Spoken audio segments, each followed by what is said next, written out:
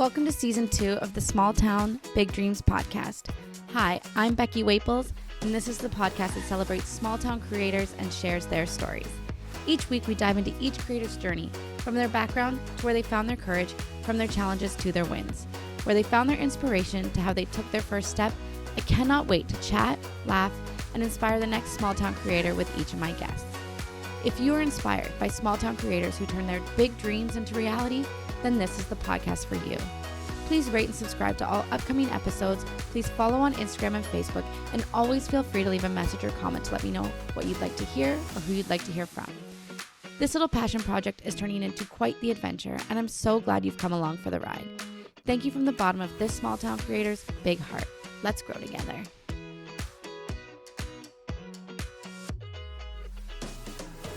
Good morning, and thank you for listening to the Small Towns Big Dreams podcast.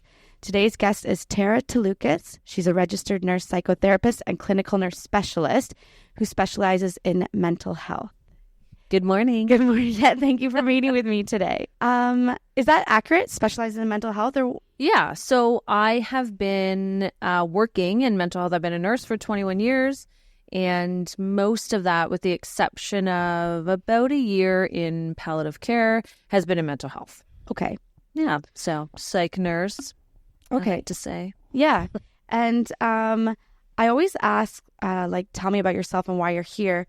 But maybe we can start there. So tell us your journey and what's brought you to being, I don't think I called you the wellness nurse, but your company is called the Wellness Nurse. Yeah. So my journey here, it's probably a very long story for most people.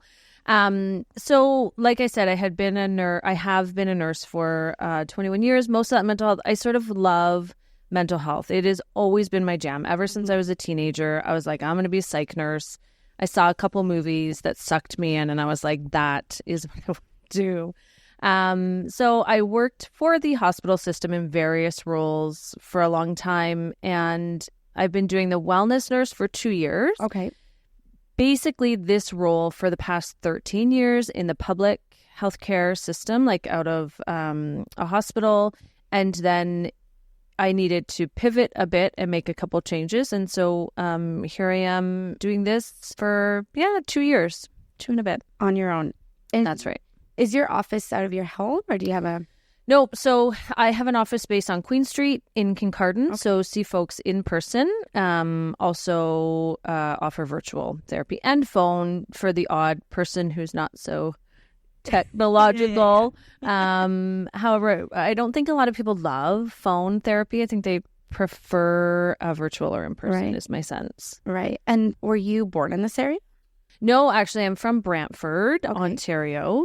And then I moved to Toronto. I did my undergrad at Toronto Metropolitan University. I met my husband there.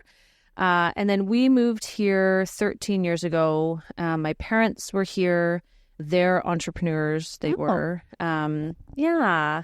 And, it's sort of funny because I never wanted to be an entrepreneur. Like, it was never a goal of mine. I looked at my parents and I was like, wow, you're stressed out at tax time. Yeah. This is not what I want. I sort of was like, you know what? I love psych nursing. I'm just going to work in a hospital because I really love being in the hospitals. Mm-hmm. And isn't it funny when life changes, right? Yeah. And so here I am. It was never really this big goal of mine. And it works really well. And there's so many things about it that I love. I want to keep going, but I do think it's interesting you said that about your parents, because I have this theory that, like, if your parents are entrepreneurs, you're more likely to become an entrepreneur. Well, makes sense. Yeah, or if your family or someone in your family, like if you see it, you believe it, and you're going to do it. Yeah. And I of course I should have known that, but I always think, like, you get to, like, you work for yourself, you get to make your own schedule, but you actually saw it as a stressor. Well, it was busy. Like, they were busy. And I guess that's good. I mean, good for them. Yeah. They were busy. They were in the tourist sort of industry, so very different. Yes, it was. Weekends were incredibly busy. Right. And I just thought to myself, well, gee, I'm not sure. Like, I sort of just want to go to work. Yeah. I want to do my work. I want to do all my stuff after work. And in fact,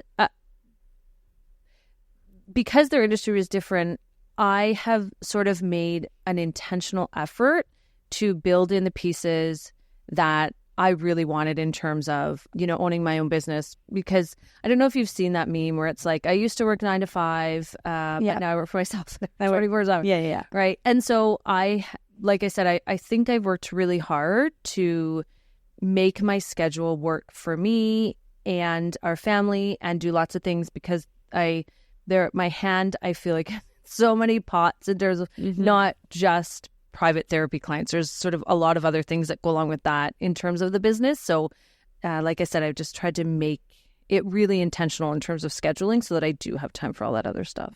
Right. And that's what I think is a pro to being an entrepreneur. Right. That's right. Is that you would have more time with your family.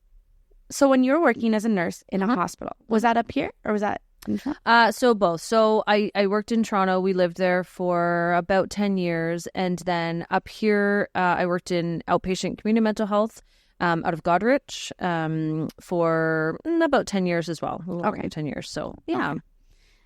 Let's talk about, because I was going to cover kind of things about being an entrepreneur. We kind of covered that with you talking about your mom. You're good. We're ahead. So tell us about the wellness nurse. Tell us about the wellness nurse. Who are your clients? What do you offer? So the wellness nurse is a private therapy space. And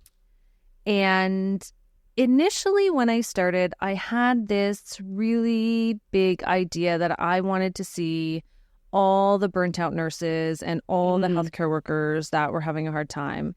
And it did not seem to work out like that. I certainly have a handful of nurses that I see and other healthcare workers. However, many people coming through the door sort of had the same concerns, like a thread of this. I'm overwhelmed. I'm, burnt out in the sense that I'm not finding joy in the things that I used to anymore.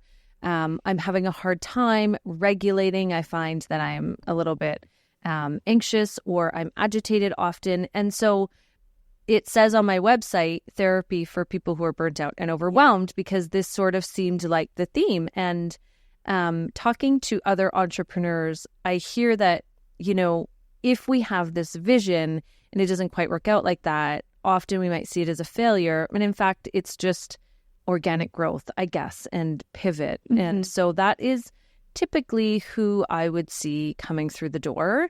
The way that I work myself is fairly skills-based. There's a lot of different ways of doing therapy, and I hope that I'm pretty clear on my website. And when I meet with people for a consultation before they agree to move forward, I do say, I am fairly skills-based, right? So, we can look at what's happening in your life and help support you in building skills to make that feel better and to make you feel better.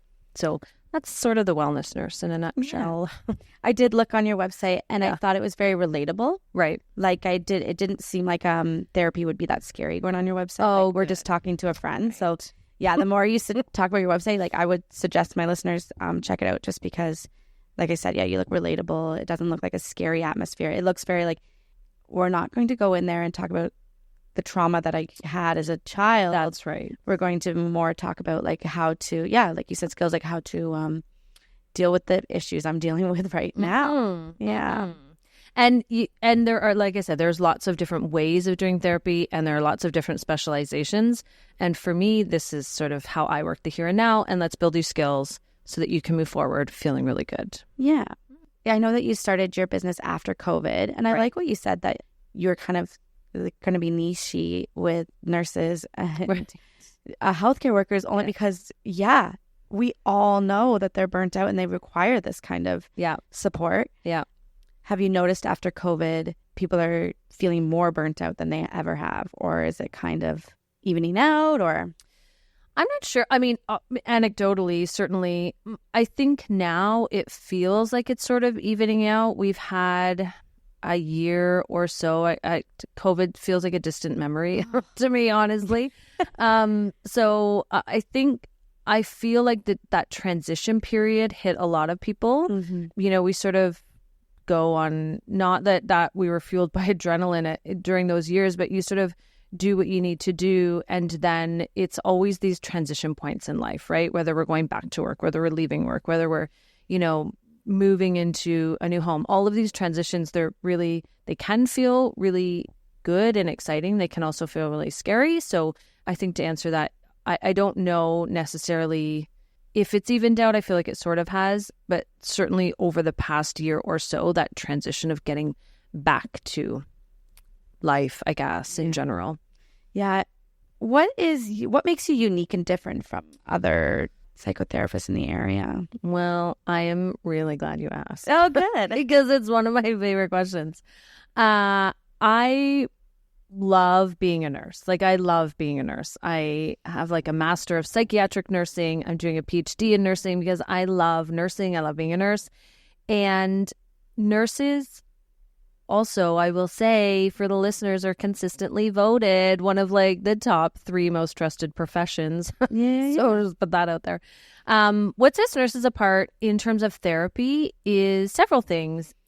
Most of us come with a mental health background. Not all, certainly, but when you have a mental health background, you have a lot of knowledge about mental health, mental illness, how it affects the body, the physiology of the body, medication, side effects. So all of that is often unique to nurses in terms of their education and skill set and knowledge. Mm-hmm. The other thing that sets nurses apart is we have experience in the healthcare system. So as a navigator, when somebody says, I'm wondering about seeing a psychiatrist, I sure can support you in that, because it's not just as easy as calling up a clinic and asking to see a psychiatrist, right? So we have some skills around healthcare navigation, which can be helpful, or even things like a memory clinic or a specialist in any area. We can help support people in how to go about doing that. And then in terms of therapy, as an undergrad nurse, you come out with a basic understanding of how to engage with people in the therapeutic relationship. And interestingly now, I believe it's Conestoga, I cannot remember exactly. Some of the undergrad programs are coming out with a course that enables or ensures that the graduates have a certificate in CBT. So basic undergrad nurses that have a certificate in CBT, because we know that mental health is everywhere, right? Mm-hmm. Whether you work on a surgical floor, whether you work in, your doctor's office, whether you work in the emergency room, it will filter in wherever you are. So nurses also have this basic understanding. Certainly if we're looking at true psychotherapy and counseling, there's a lot more needed than this quote basic understanding. However, we come out with this understanding of how it can be really helpful in so many different scenarios. Mm-hmm. So yeah, I would say that's what sets nurses aside. Right. And I think also a holistic approach, and I don't mean holistic sort of outside of the biopsychosocial model, holistic in that, nursing is really good at looking at the whole picture. So I say to people often, I will always ask you about your sleep, right? How are you sleeping? Are you drinking your water? Because all of that is really important. If we're going to sit down and learn some skills related to CBT, but you haven't slept and you're dehydrated and you haven't eaten, it's not going to work really well. Let's, take a step back and look at these basic life and body functions and how are you doing with that? Mm-hmm. Are you ready to live kindly, confidently, and ridiculously happy? Me too. I'm Sophia Lemon, and I host Ridiculously Happy Peoplecast. Once a week, I sit down with an awesome person I want to learn from, and we talk about how in the heck to balance life. Throw on your sweats and prepare to laugh, cry, and even cringe as we talk about all the bullshit that comes along with living ridiculously happy. Subscribe to Ridiculously Happy Peoplecast, and that's PPL Cast, on Apple Podcasts, Spotify, and wherever you find your podcasts, and get your shit together with us. I feel like part of the reason why I'm starting this podcast, why I did a big pivot, is because I started taking care of my mental health. Sure. I started going for walks. I started making sure I was putting healthy food in my body. And I was drinking my water. Love it. And I've talked about this before, but it felt so of course you can do that. Right. It seems of course you can go for a walk. It seems so easy. Yeah. But I had this issue with my brain where my brain was kind of overwhelmed. Sure. So then I was do I go for a walk? sitting here doing nothing it just seemed like there was no stress related there. Right. And I don't know, I have young children too, so there was like that kind of stress and not sleeping with young children. Yeah. Oh, sure. Yes, of course. Yeah. But so when you talk about mental health, I'm just in the back of my mind, I'm like, yeah, I've gone through this recently. And I'm a big advocate for taking care of your mental health. Amazing. Yeah. I like your source. Your source is mental health matters. And I'm a big advocate for taking care of your mental health because I think I'd still be like just kind of like going to my job every day and not having aspirations if I hadn't have. Yeah. What would you say your typical like average age for your clients is? Average age is, I would say, sort of anywhere between 40 and 60. Yeah. Sort of this point in our lives where maybe people are right where you were, right? I'm not feeling great. I need to do something. I'm not sure what that something is. I need somebody to support me in this because it's not working on my own. Yeah. And then I certainly have a number of folks who are a little bit older. And I will say, I really enjoy working with individuals who are maybe 60 or 70 plus. I don't know. I mean, I guess senior, would we say that senior age group? It is a lot of fun and I laugh a lot, I will say. And it's a really neat sort of age group to work with. I like that you said 40 to 60 because I feel like 30 to me even kind of felt too old. Like you're not supposed to be dealing with this mental health stuff when you're 35. Interesting. Yeah. And then I realized that mental health doesn't have an age discrimination. Right. But there might be, like you're retired. You're supposed to be happy. And you're like, why am I not feeling happy being retired? Right. Yeah. Transition, right? Go back to sort of that piece around life transitions. And you're right. And that's a really good point. These expectations. I hear it all the time, right? Like, I thought I would be happy, or I'm not sure if I'm supposed to feel this way. So a big piece of what I do is talk about, emotions, and you can just feel however you want to feel. And talk about, we have this misconception that emotions are good and bad, and looking at that and saying they're not really, right? Just because we're sad doesn't mean that that's a bad thing. Some emotions are comfortable and some are less comfortable or uncomfortable. And there are really no good or bad emotions. And there's really no rule book in terms of, even if we're talking about retirement, right? That you ought to feel any particular way. Yeah. I wonder the generational differences between 60 to 70-year-old men being told that those emotions were bad versus I'm teaching my boys that to feel their emotions, right? But so that might be they get ingrained in their brains that they're supposed to feel. Sure. I don't know. But actually, I think it was mental health first aid, which we can talk about because I know you're a big advocate for that. And the entire morning was on mental health first aid.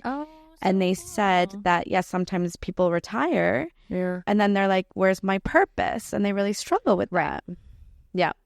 Let's talk a little bit about mental health first aid. Do you teach mental health first aid classes? Yeah. So I have been doing mental health first aid since 2018, and it has changed a lot. So prior to COVID, it was 2 full days. Yeah. And as like almost everything during COVID, it pivoted. And so now it is 1 full day. And there is a module that participants do ahead of time, like an online self-paced module. It takes about 2 hours.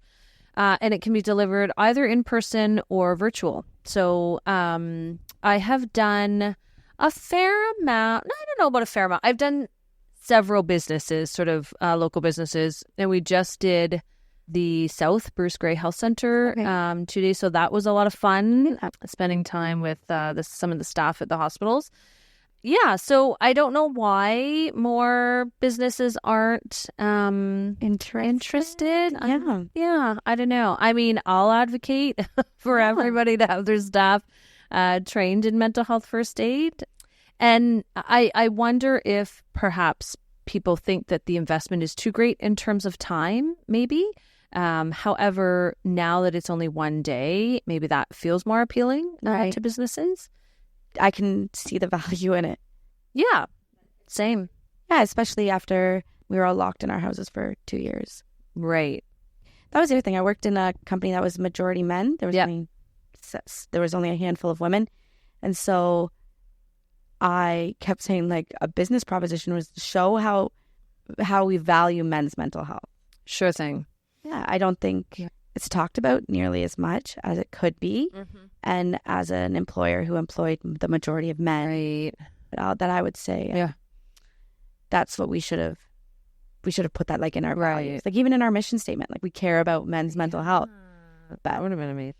Well, interestingly, I did mental health first aid with Hydro One. Okay. Predominantly men. I can't remember what they're called. Anyway, I'm not sure that they are super thrilled to be there either.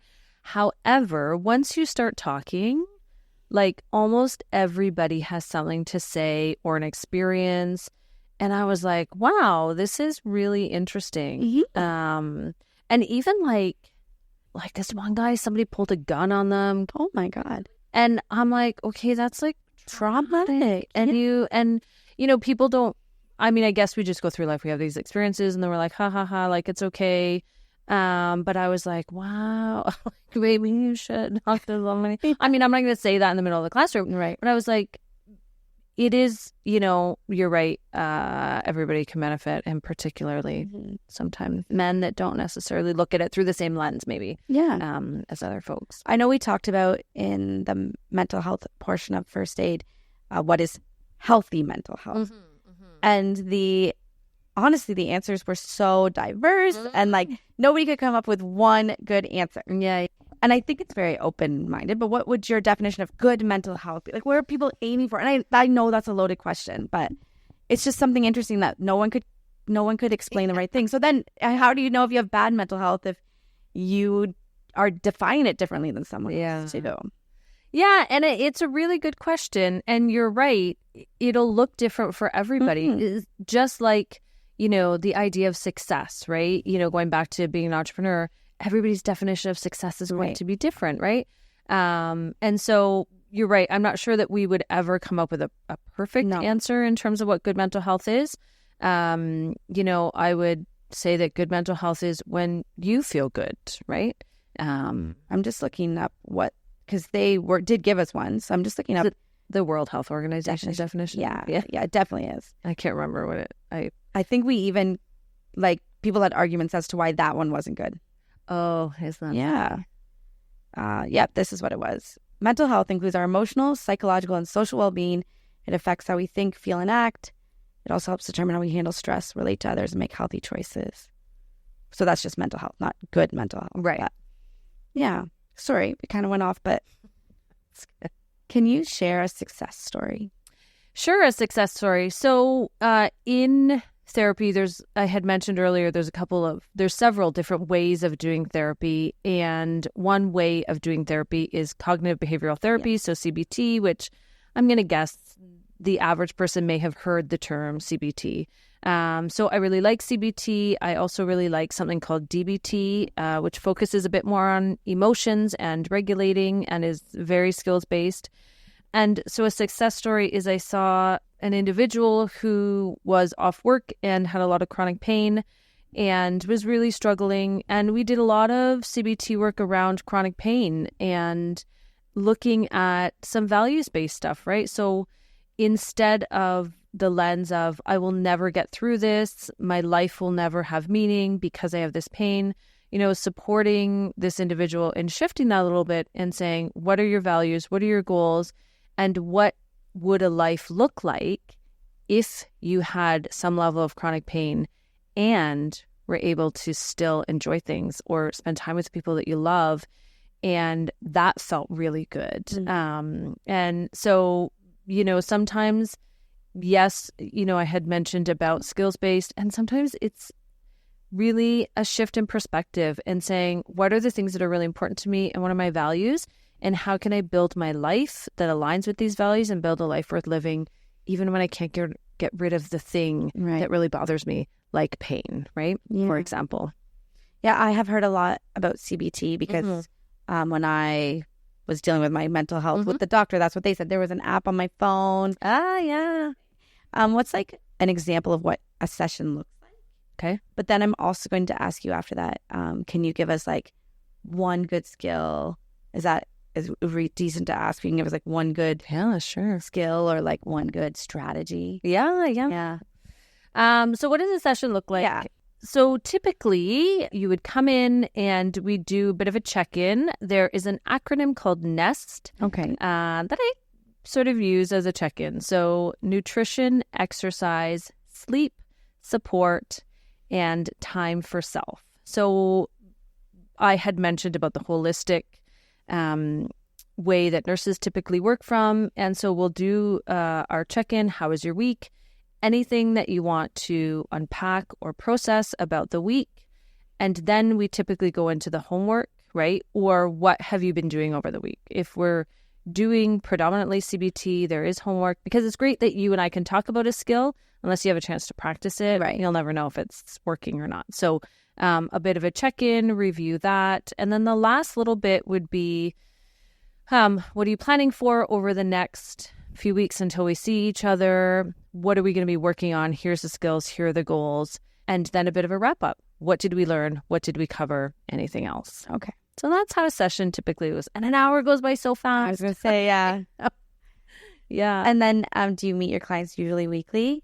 Everybody is different. Okay. The one thing I will say about being an entrepreneur and having the autonomy to make some choices, make all the choices around your business, I guess, is that I use an online scheduling program, and people can self-schedule. They can also change and cancel their appointment on their own. I know not every clinician or therapist likes to have clients have that ability. I do, because I see people who work shift work, and it just makes a lot of sense. Yeah. And you don't need to email me and say, I want to change my appointment. What can I change it to? You can have the power to do that, and you can arrange a schedule however you like. The availability is there. If there's a spot, book yourself in. Nice. And I think it is in some ways empowering, and certainly does offer the client a lot of autonomy in terms of when they want therapy, how they want therapy. And they can change, right? If our appointment is 3 weeks out and they want an earlier appointment, they have the ability to do that. They don't have to ask permission. They don't have to, worry about that. And I say conversely, if you have to change or cancel appointment, you don't have to email me, and there's no guilt associated with it, right? Just move your appointment around the way that you need to. Because, we're adults and life happens. I say this all the time. Your life unfolds outside of the 1 hour that we see each other every couple of weeks. You have a whole life going on. So figure it out the way that works best for you, because I'm there regardless, right? Right. So.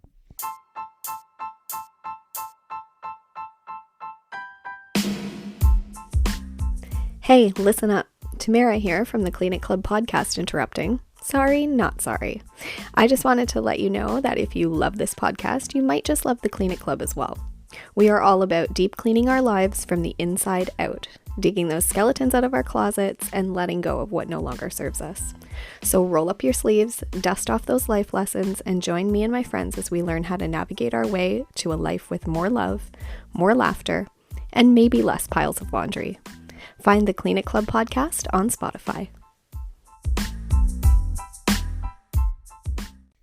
And then someone that's feeling burnt out and someone that's feeling stressed right now, what's a good skill or strategy that, like, what's like I don't even say most basic, but like, what's like a good starting stone?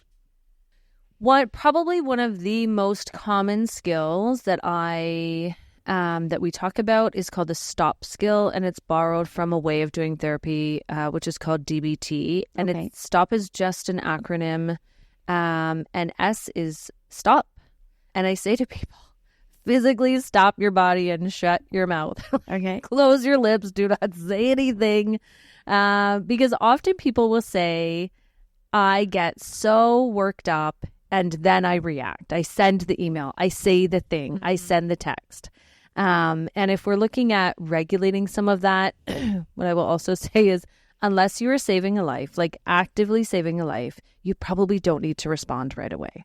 So stop your body, take a step back, take a big deep breath, right? Because we know when we're all worked up, our inside our body is getting worked up too. Our heart is beating quickly. Our blood pressure's up. We're probably feeling a little bit warm. So stop your body, take a step back, take a deep breath, observe what's happening. Is your outside environment overstimulating? Is the TV on? The dog is barking. Somebody needs a snack. The doorbell's ringing. Your cell phone's going off, right? All these things that often we don't even really recognize. We just are sort of there. And so observe what's happening outside of your body, what's happening inside. Take another deep breath, and then P is proceed mindfully. Decide what you're going to do next. Do you need another deep breath? Do you need to take do you need to leave the room? Do you need to say, oh, just give me a minute and then I will respond? Or do you need like 24 hours? Or you're going to send an email or whatever. So I would say the stop skill is probably one of the most common skills because we're not used to pausing. We're not used to putting time and space between an emotional urge and a behavior. And it's sort of, human nature, right? Our whole society is built on doing things quickly. And so to talk about mindfulness or putting space between, like I had said, emotional urge and behavior is not something we're really used to doing. Yeah. Mm-hmm. And it sounds like it's something easy to comprehend, but sometimes you don't give yourself permission. So being like, totally. Tara gave me permission to stop right now. Yeah. I have young children, and I feel like I'm trying to teach them that skill. Like, stop, put your hand on your heart, breathe. Oh. And they're all worked up, and I'm like, love it. Stop, put your hand on your heart, breathe. And then I'm starting to get worked up. Stop, put your hand on your heart, breathe. No. See, like this, you're going to feel better. No hyperventilating. Yeah, exactly. Big deep breaths, yeah. But I like that one. I'm writing them down because I'm probably going to put them in the show notes just so people can, I want people to screenshot that. And if they're starting to feel overwhelmed, they're like, Tara told me, stop. Take a deep breath or step back. Observe your body, observe how you're feeling inside and outside. And then proceed mindfully. Mm-hmm. Yeah. I didn't make it up. I can't take any credit for any of this stuff. I'm just a conduit for information. No, but sometimes I feel like just like you telling me, you've given me permission to feel it. Right. Yeah. So I'm giving my listeners permission to screenshot that and tear it. I love it. Yeah. So I want to talk about operating your business in a small town. Yeah. Because you did live in the city. You said you were from Brantford, then Toronto. How does the Grey Bruce region, Kincardine, contribute to your business? I think in a really great way. I think we have a symbiotic relationship, I would like to say. It is a bit of a learning curve, though. Operating a business in a small or rural town versus sort of an urban setting, right? And I will say it was a bit of a learning curve. And even when I worked sort of out of Huron County, there is a barrier, invisible, yes. However, it was not very often that I would see clients that I knew professionally in Kincardine. And so when I opened up my practice here, for me, that was a bit of a learning curve, that I would see clients at the grocery store or at the arena. Right. And which is fine because I can manage it. It's always a conversation though, right? To say to somebody, I won't approach you. I won't even acknowledge you. You are welcome to acknowledge me or smile, or you are welcome to just keep going. And also for me, we have kids as well. Like we have 5 kids. Wow. And and some of the little ones don't always maybe behave as I might like them to, particularly when they're excited at the arena because their big brother's playing hockey. So for me, again, that was sort of something, my own apprehension, oh my gosh, what if he's running up and down the stairs or being just a 5-year-old? Yeah. But then I'm feeling a bit apprehensive about that. So for me, it was a lot of work, personal work to become more comfortable with the business. And I don't know that it's only unique to a therapy business. I would guess that any sort of business might have the same concern. So that was one of the biggest things about being Grey Bruce. But other than that, I love it. I've done a bunch of collaborations, sponsored a hockey team. And so just some really fun things that make it feel really community centric that I don't know that you could get outside of where we are. I like that the Wellness Nurse sponsored a hockey team? Well, so sponsored a young woman who's on the Saugeen Shores, one of the Saugeen Shores girls teams. And then a Quick Feet, one of my own kids in Quick Feet. So definitely looking forward to doing sponsoring a KMHA team next year. Hockey's big. We have 5 kids, 3 in hockey, so we spend a lot of time in the arenas. So so looking forward to that. And then there were a couple other I did a collaboration with the Little Blue House coffee shop in Tiverton. That was a lot of fun. We did Wellness Wednesdays for a couple months, and every Wednesday healthcare workers and nurses could get, first responders and healthcare workers rather, could get free coffee on Wellness Wednesdays. So that was a lot of fun. September, education workers and bus drivers got free coffee on Wednesdays.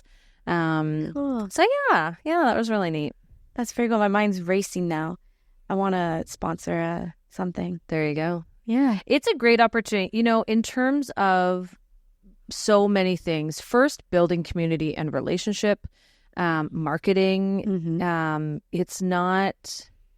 There are lots of opportunities for marketing, I think, for small businesses, and we get to pick and choose where we put our money or where we put our name. Things that are more connected to us personally and align with our business values, right? We get to choose where we put that.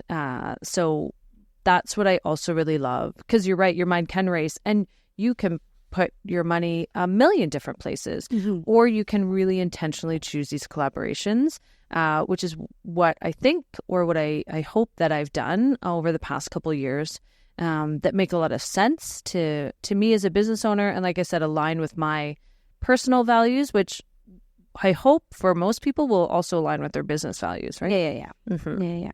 Would you go back to like a hospital setting, or is this your goal is entrepreneurship? Yeah, I'm not sure. It's an interesting question, and for other entrepreneurs that I talk to, it's okay, I think, to miss pieces of things that you did before, right? Like, I loved working in the hospital. I loved working on a team. I loved, running groups and working as part of a multidisciplinary team. That worked really well for me for a long time. I don't know that I would go back to that based on life. Yeah. Because now this works really well. And we had talked about scheduling. I rarely see clients past 3:00. And I have that ability because my kids come home like a tornado at 3:20. And so to offer myself and my family the flexibility to stop my workday at 3:00. I mean, that's not to say I don't do notes after they're in bed. The clinical piece of it, I will typically stop at 3:00 in the afternoon. And I don't know that a public sector job would offer me that flexibility. Yeah. My oldest is 5 and he's so into hockey. It's crazy. And I was like, if I work my 9-to-5 job, I'm taking vacation days to go to their tournaments, which are like all yes, you are. And so when you said you have 3 in hockey, I'm like, that makes sense. You're like, I am picking them up and taking them to, Listowel every 3 nights a week, or right. I couldn't even sign my kids up for. I had to be intentional of what I signed them up for, right? Because I was commuting too. So like, when do I get back to Port Elgin area? Sure. Yeah. So I signed him up for lacrosse because now I just book my Monday nights. I just book my Monday afternoons off. Yeah. Yep. And I couldn't have done that before. Right. But then you're right. So then I come home after lacrosse and I'll be working till after bed. But worth it, Totally worth it. Yes. Yeah. And, for me, I think that's sort of an unpopular opinion, because I know a lot of therapists will often say, don't do your charting at night, do it during your workday. For me, I would prefer to end my day, spend all the hours that I can with my kids. And when they're in bed, I will claim an hour or two to do some of the notes and still, get to bed at a reasonable time. So I also think we just figure out what works best for us. There really is no one size fits all. I always try to put business advice in the podcast because the goal for the podcast is to inspire. Like I said, my sister's an RN and I keep telling her, what are you going to do? What business are you going to start? You do? That's hilarious. Yeah. She works for, and I'll make sure she's okay with me saying this, but She works in labor and delivery. Oh, she done. It's in Owen Sound, and she broke her foot right before Christmas. So now she's not working. Well, I'm not sure what she's doing. She's only in a couple hours a day. So I'm like, what can you do? What else can you do? What are we going to do? What business do you want me to help you start? She can, I mean, there's lots of space for RN psychotherapists in like the postpartum space, right? I think my question, I'm going on a tangent again, but my question was, what do you have like advice for potential nurses that kind of want to do start their own entrepreneurship or journey? Mm-hmm. Like, how do you make that first step? Yeah. Well, the first step, in fact, is not ever the first, right? Like, there's steps that happen before that. And I get asked this question a lot, and my answer is very similar. So psychotherapy itself is a controlled act in Ontario. And for nurses to engage in a controlled act, the College of Nurses says that we need to have the knowledge, skill, and judgment to do so. And so my encouragement to nurses wanting to enter this field is take a good look at the skills you already have, do sort of an assessment, figure out the gaps, and figure out how to address those gaps. So perhaps that is a job in mental health, right? Like if you don't know anything about mental health, you've never worked in psychiatry, maybe, pick up a casual position, look for outpatient mental health jobs on a multidisciplinary team. Maybe it's education. And it doesn't have to be like a graduate degree. There are lots of certificates or other avenues in terms of education related to counseling, therapy, or modalities, right? Maybe there's a certificate in CBT because you really love CBT. Maybe there's a postpartum certification that you're really interested in. So that is my encouragement to nurses, is to take a good look at the skills, knowledge, and education that you do have, find the gaps and address those gaps before you do anything else. Okay. I also like to ask, do you outsource any of your business? No, maybe I should. No, I don't outsource any of my business. I would say the scheduler is probably a little bit of outsourcing. Like that takes a lot off your plate, and it must be a service that you pay for. Like in terms of on the computer, you mean? Like it must be like an online program that you pay for, but it also takes a lot off your plate. Oh, right, yeah, yeah. So, okay, well, let me amend that then. Do I outsource anything? Yes, in terms of the programs that I choose. So, and I also give this support to other folks, not only nurses, people who are looking to move into the therapy space. Find like a platform that does everything for you. Mm-hmm. So I use a platform called Practice Better. It's out of Toronto. It's Canadian. It meets all of the provincial privacy needs. And it does everything I need it to do, and I don't have to, right? So I just plug in my availability, and the individuals can do whatever they want with scheduling. It is the video platform. It is my charting platform. It keeps all my notes and my assessments in there. And so I know people have different ways of doing it, right? They'll have Google scheduling, and then they'll do their notes, and then they'll send their invoices through something else. That doesn't work for me. Because I'm not, if it's all in one, I would rather pay a little bit more and have it all in one. And so that would be something that I outsource, I guess. And also my encouragement to people is find a system that works for you. Yes. That. Because my next question is, what's a small business hack? And that would be a good one. Like, even if it costs a little bit better, it's going to save you so much time in the long run. Absolutely. Yeah. And I know it seems daunting, right? Particularly during that startup phase. And you think we're sort of like looking at all our pockets of money and what can I afford and what can I not afford. And to that end, I would also say leverage the free stuff. Like Bruce County has so many free opportunities.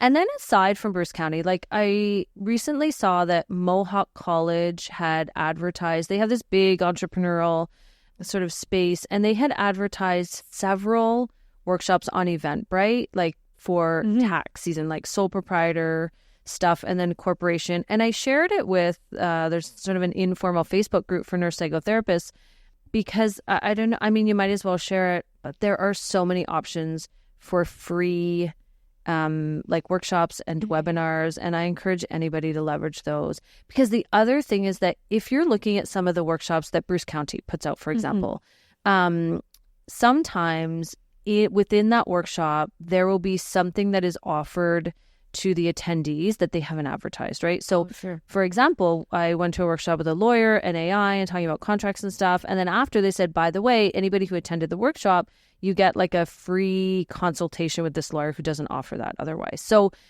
you never know what will come of it or what connections will come of it. And there's so much that our area offers, I think. Interestingly enough, so last week I interviewed Janelle Bannon from Bruce County. Yeah, and so that'll be next week's episode. Yeah. And she mentions that too. Like, she didn't mention the end where you could get free things, but that makes sense. Yeah. And she also said that if you can't, like, maybe it's like 2 to 4 on a Tuesday while I'm working, but as long as you sign up, you get the recording, so you can watch it on your own time. Yep. But that's awesome. I'll look into Mohawk College too. I think those are most of my questions. Did you have anything you wanted to talk about that I didn't ask? No, not really. No, I think we covered a lot. Well, I always like to end with like a rapid fire round. Would you rather have a personal chef or a personal trainer? Chef. Yeah? 100%. Well, you have 5 kids. That's a lot of cooking. Right. There you go. I would like a personal chef just to do the lunches in the morning. Right. Would you rather walk in the forest or swim in the lake? Walk. Yeah. Mm-hmm. Oh, I thought this was a good one because you're a healthcare professional. What are 3 non-negotiables that you do every day? 3 non-negotiables. Drink water first thing when I wake up. Brush my teeth. And what's another non-negotiable? I don't know. Drink coffee. Have a cup of coffee. There we go. Start with water, brush my teeth, and have a cup of coffee. Are you a morning owl or a night hawk? I'm really neither. I think my best time is like mid-afternoon. Yeah. I will say. And then I like to ask this question. I don't ask everyone, but I like to ask it. If you're on death row, you said this is your last meal, what would you pick? What would I pick if I was on death row? I would probably pick. I feel like I'm like really boring. Like how do I not know what my favorite meal would be? I'm like a food obsessed, so this is what I think about all the time. But not everybody is like that. No. You know what I really love? Like those power bowls that have like the meat and the vegetables and the dressing and the egg, like all like together, the quinoa. That's what I would choose, a power bowl, because I would want to die healthy and with protein in my body. There you go. With good mental health. Yeah. Yes. Oh, awesome. Okay, so Tara, how can we find you? You can find me on the internet, thewellnessnurse.ca. I'm on like socials, Facebook and Instagram, LinkedIn for other professionals. I love to connect on LinkedIn. So that's how you can find me. Yeah, I'll put all those links in the show notes. Perfect. And thank you for coming. You are so welcome. Thanks for the opportunity. I'm Lauren Best. And in my podcast, I have conversations with compelling creatives and answer your questions. I dive into what I've learned as a voice coach and performance poet and share why over 15 years of music leadership has shaped my collaborative approach. I reveal how I've reawakened my own creativity. Subscribe to my new show, Lauren's Best, wherever you get your podcasts. Join me on Substack for exclusive bonus content, laurenbest.substack.com.